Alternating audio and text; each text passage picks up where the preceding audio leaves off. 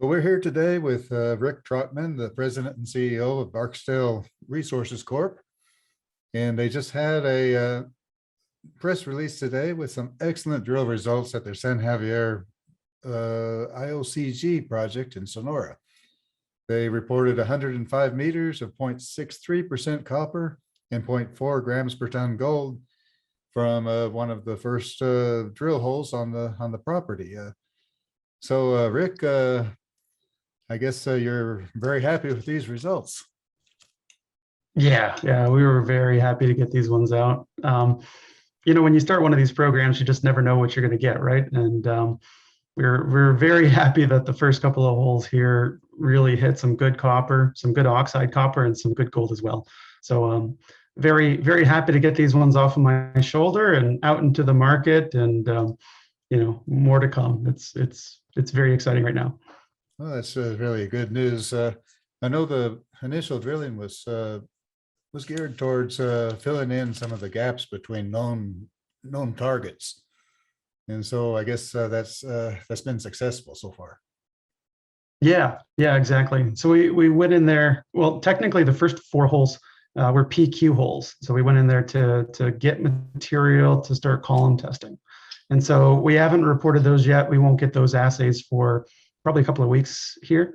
Okay. But these holes that we started with today were the first HQ holes that we found, looked at testing geology, right? And so the old drilling had some pretty big gaps in it, and those gaps didn't really allow us to connect the dots on some of the higher grade intercepts, right? So we were in one of those situations where we could have had vertical high grade or horizontal high grade zones, and we didn't know exactly how to connect things up, right? And the last resource that was done on this deposit was, someone just kind of hit the kriging button and, got what you got. But we wanted to actually get in there and put together the geology in a very comprehensive way. And so now that we've got a couple of holes into this and we're seeing the results from those holes, we can actually start to connect those high grade dots, which will allow us to then go in and domain this correctly and, figure out exactly what we should target with future holes as well. Okay. Well, I know your project already has about 30,000 meters of historic drilling done on it. So you have access to all of those results, or is that? Yeah, the vast majority. There's some old holes from, I believe it was Pinoles, where we have some graphical assay information, but no geologic data, what the units were, or any QA/QC data. Same thing, there's a couple of Phelps Dodge holes in there. We don't have any of the QA/QC data. We can't use any of those holes. Right. But they're in the database, so those will eventually be replaced effectively so that we can use those in resource calculations probably early next year. I would imagine, because we have at Cerro Verde we had plus 20,000 meters of historic drilling. I imagine that once we're done with this drilling program, we're going to be able to quickly move to a resource once we incorporate all these results and get the geologic model up to date. Well, what kind of a ballpark resource do you think you have here? Well, the last one that was put out on this was 50 million tons of, kind of 0.35% copper oxide. I think we can do that or better. So, I think that, by mid next year, don't hold me to this, but I think that we can have a resource out as well as probably a PEA, showing what this could be as far as a mine development project, on the potential side, because we've already started column testing. So we should have metallurgical data out, it takes a couple of months for columns, but, I would say early next year, we'll start getting recovery data out of those. So we'll have all the pieces that are necessary to hang a mine plan around this and start pushing it forward. Okay, well, that sounds really good. That did catch my eye that the first holes were for metallurgical testing. So I guess that means you're pretty optimistic about bringing this into production. Oh, absolutely. Yeah. Look, I think the last group did a good job of drilling it. We could have had a better geologic model around all of that drilling, but we're going to fix that. And I'm quite confident that once we have the metallurgical data to complement some of the historic metallurgical data, we're going to have everything that we need to push this thing forward and hopefully make it into a mine. And we've got the right copper price environment, that we're sitting in right now to be able to do that. So if we can put 50, 60, 70 million tons into a resource, that's tightly constrained, I think that'll be fantastic for the market. And, fingers crossed that we can do that.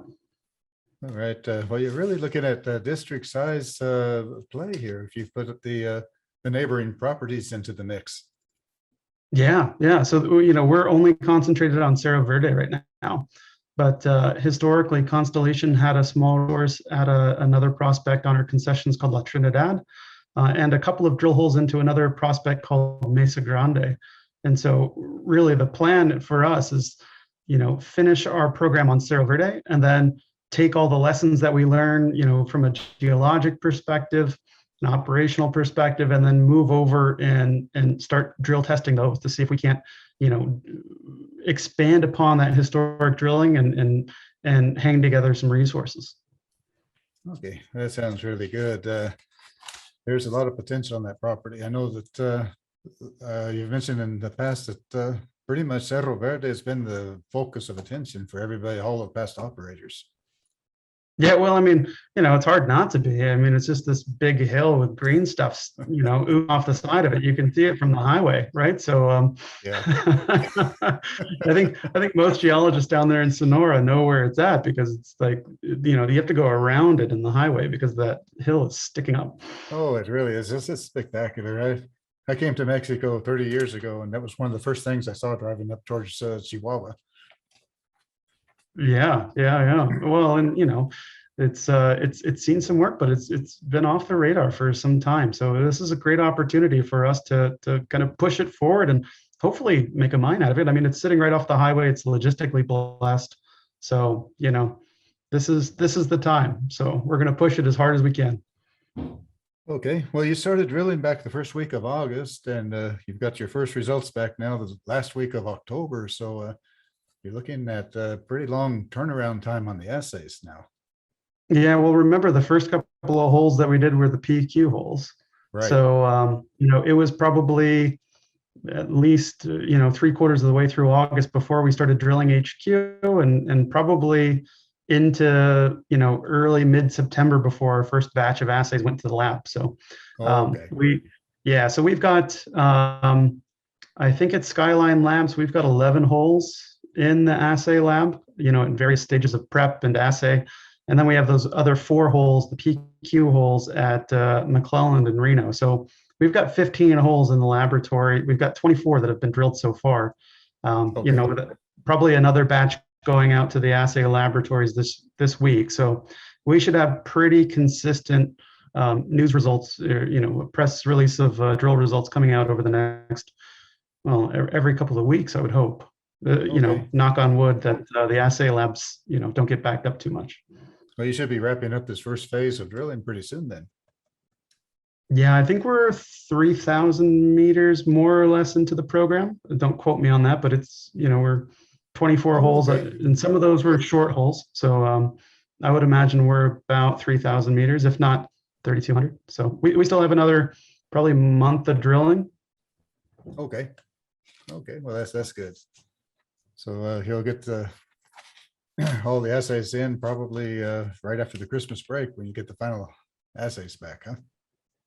Yeah, I would imagine we'll get assays through January. Right. We'll see how long into the new year, but we should definitely get some assay results next year as well. Okay, well, that sounds good too. I guess we'll be looking forward to the further results here, and that was just a spectacular intercept with over 100 meters of mineralization on that. That was on the 5th hole. Is that correct? Yeah. The I believe it was the 5th hole that had that 105 meter, and that was at a 0.2 cutoff. If we used a 0.1 cutoff, it probably would have been 130 meters, 140 meters of mineralization. But we like to use those higher, more realistic cutoffs. So anyway, it was great, and I think that there's going to be more to come on that side. And the average grade of the old resource is 0.35. So hopefully we can keep plugging away on the oxide and really bulk this thing up. Okay, Rick. Well, thanks a lot for the update, and we'll look forward to the more spectacular results that are on the way. And we'll also be looking forward to see what the metallurgical tests run. Awesome. Well, thanks for having me on, and yeah, looking forward to chatting again. All right, Rick. Thanks a lot. Take care. All right. Bye-bye.